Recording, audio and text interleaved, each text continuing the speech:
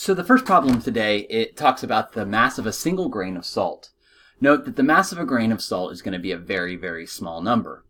We might consider using a different unit, but you're going to see in the purpose of this problem, we're going to be actually accumulating a lot of grains of salt, so we're going to want to figure out how we're going to operate on this in grams, and then we're going to work with it later and see what happens. So it says the mass of a single grain of salt is 0.00000000035 grams, assuming that all the grains of sand will remain the same weight. And we know that's not going to be true, but since we have so many grains of sand, because it's asking us what the weight of 1 billion grains of salt will be. Sorry, we're talking about salt and sand. Let's just say this is salt. So 1 grain of salt's this much. How much is 1 billion grains of salt? Well, we got to figure out, basically, I think we know that what we're going to do here to be able to solve this is we're going to be taking this information, we're going to be multiplying the weight of 1 gram times the number we have. Now, when I look at this though, when I look at this number right here, I really don't want to have to write that number out. I don't want to work with it in a calculator. So instead, we're going to take this number and turn it into scientific notation. So let's take a closer look and look at this number. And I'm actually going to zoom in here so that we can kind of focus in on this specific number. And let's count. What we're going to do here to be able to do this is we're going to move this decimal point over. So we're going to take this number and we're going to move this decimal place. Whoops, sorry. My pen does not like when I write really closely.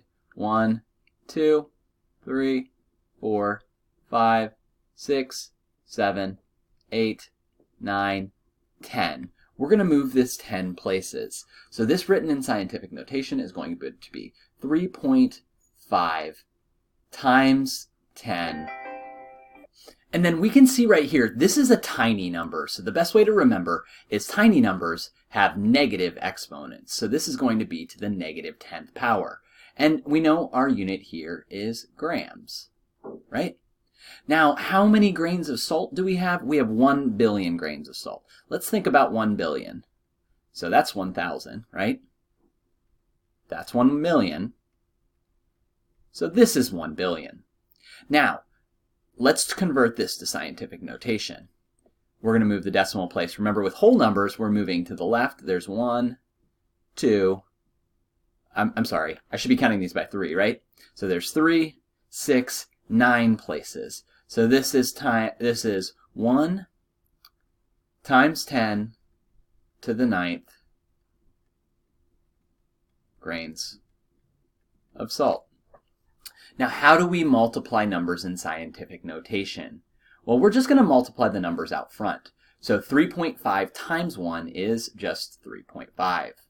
And now, what do we do with 10 to the negative 10th times 10 to the negative, or 10 to the positive 9th? Again, this one had a positive exponent because that's a huge number, right? Small ones have negative exponents, large ones have positive exponents.